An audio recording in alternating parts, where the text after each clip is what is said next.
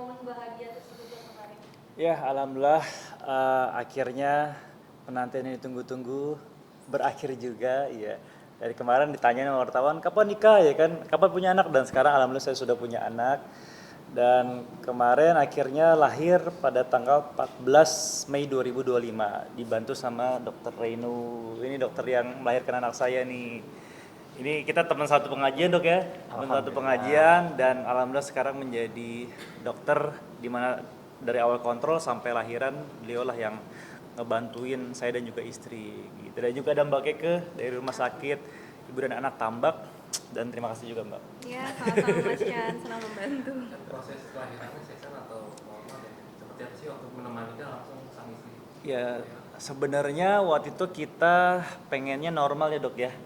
Saya dan istri pengennya normal, dan beberapa kali Dea dan saya ikut yoga menjelang untuk lahiran, gimana cara biar bisa normal, terus juga hypnobirthing dan lain-lain ya, tujuannya buat ke normal. Tapi ada bisa dibilang di hari-hari terakhir menuju ke lahiran itu akhirnya menjadi tidak normal gitu lahirnya, dan dibantu sama dokter Reno akhirnya jadi sesar dok ya. Mungkin kalau penyebabnya dokter yang lebih tahu gitu alasannya kenapa. Ya memang hamil itu kan suatu yang berubah ya, dinamis dari belum hamil, kemudian dari beberapa minggu sampai akhirnya cukup bulan gitu kan. Di dalam perkembangannya ternyata memang ada perubahan-perubahan yang menyebabkan kita tujuannya adalah menyelamatkan ibu janin dalam kondisi yang optimal gitu. Optimal apa? Optimal sehat. Jadi kita tujuan melahirkan itu adalah agar ibu dan bayi itu dalam kondisi yang optimal sehat. Jadi bukan dalam kondisi yang sudah jelek dulu. Makanya pada saat kita melihat ada alasan medis untuk segera mengakhiri kehamilan ini, dan kehamilan ini setelah ditimbang-timbang secara medis, sehingga akhirnya kita putuskan juga menyegerakan mengakhiri kehamilan ini secara medis.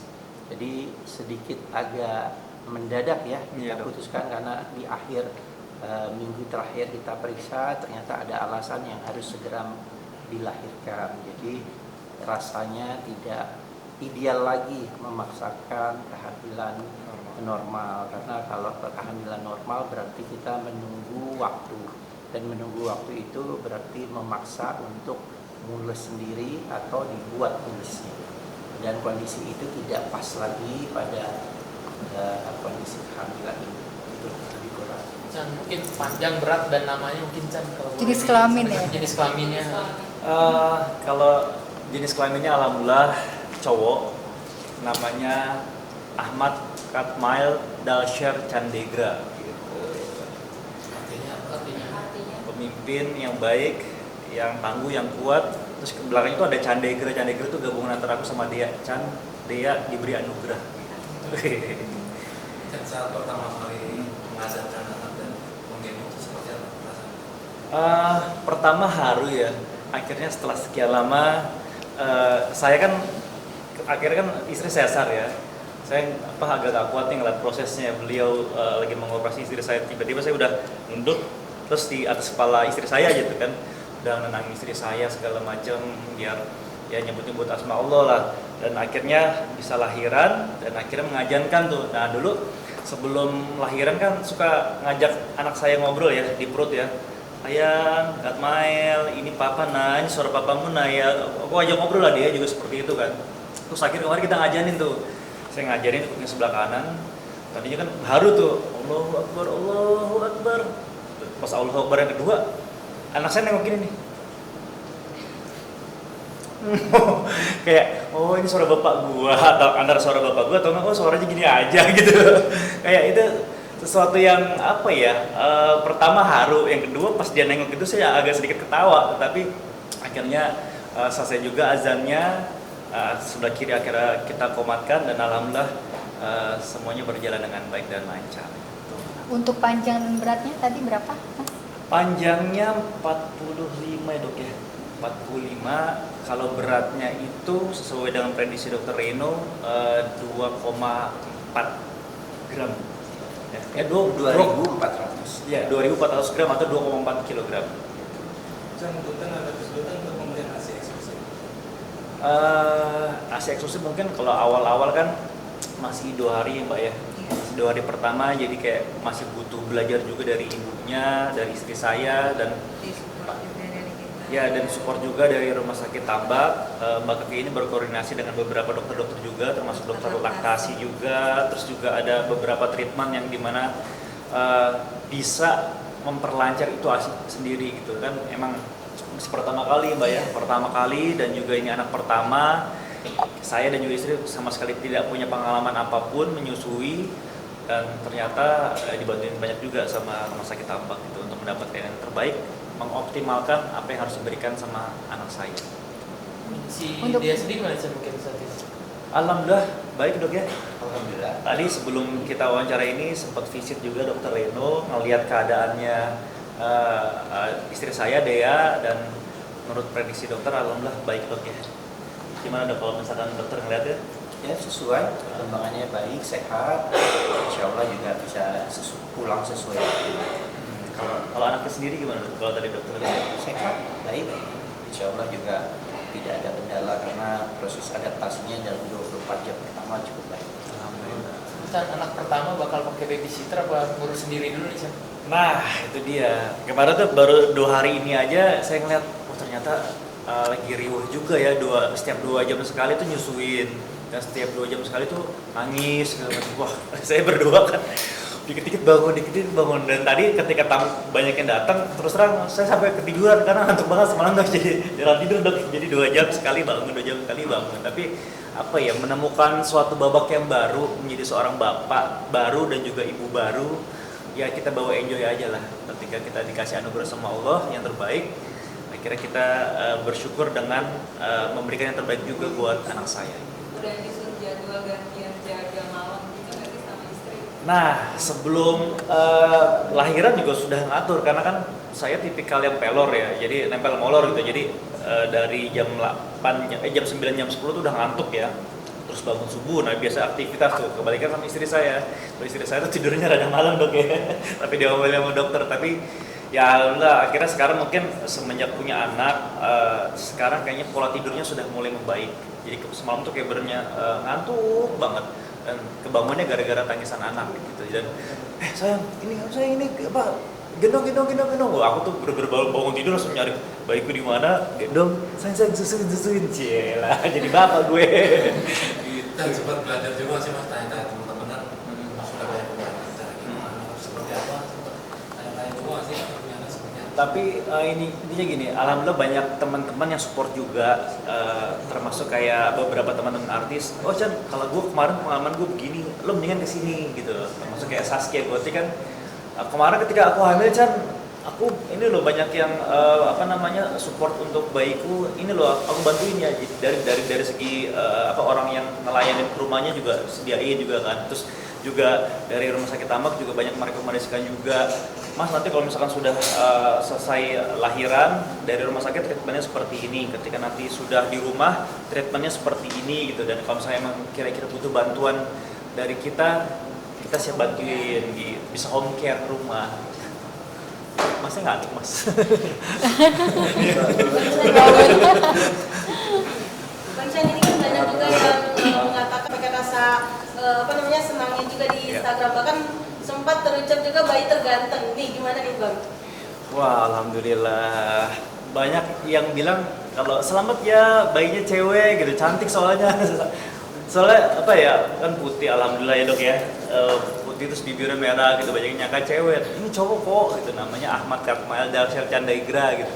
Dan ya alhamdulillah, mungkin ini pemberian dari Allah yang terbaik. Kita jaga, mudah-mudahan ketika kita publish seperti ini tidak ada apapun, termasuk yang namanya ain dok ya, takut itu dok ya. Soalnya kita ini yang terbaik lah, share kebaikan lah gitu. Kalau mirip siapa gitu mukanya gitu, mirip sana gitu. Mirip siapa dok ya? Kalau saya lihat mirip Chan ya. Mirip aku ya. Kalau hidungnya sih katanya mirip aku. Cuman kalau putih-putihnya kayaknya Mbak Dea, Mbak Dea. Terus juga kalau misalkan dari matanya dan mukanya, kayaknya kalau semua bayi sama dok ya, awal-awal dok ya? Masih sama tuh Pak, kalau misalnya nanti sudah beberapa bulan ataupun beberapa tahun ke depan mungkin sedikit lebih kelihatan mirip bapaknya kah, mirip ibunya kah. Cuman di Instagram, di netizen itu udah pada tebak-tebakan mirip Chan, mirip Dea dan lain-lain gitu. Chan bakal bikin akun Instagram khususnya sih buat bayi, buat Pengennya sih gitu, tetapi ngelihat dari adik saya, ngelihat dari teman-teman saya yang bikin akun-akun begitu, takutnya jadi kayak eksploitasi anak gak sih, ya kan? Ada beberapa akun yang akhirnya termasuk adik saya bikin, dia bikin ada endorsean semua segala macam, tiba-tiba akunnya di-ban gitu kan. Ya mungkin kalau misalnya kita mau posting sedikit kebahagiaan aja, jadi jangan kayak emang eksploitasi anak lah ya. Tapi insyaallah karena bapaknya juga dari kalangan entertainer kan, ya mau nggak mau nanti suatu saat pasti insyaallah akan. Cuma kalau sekarang ini kayaknya belum sih gitu. Bang, ini kan pemberian nama Katmael Dalsyir ya, itu lebih ke yang ke Timur Tengah. Mungkin ada sejarahnya nggak sih dirimu memberikan nama tersebut dan artinya juga Bang?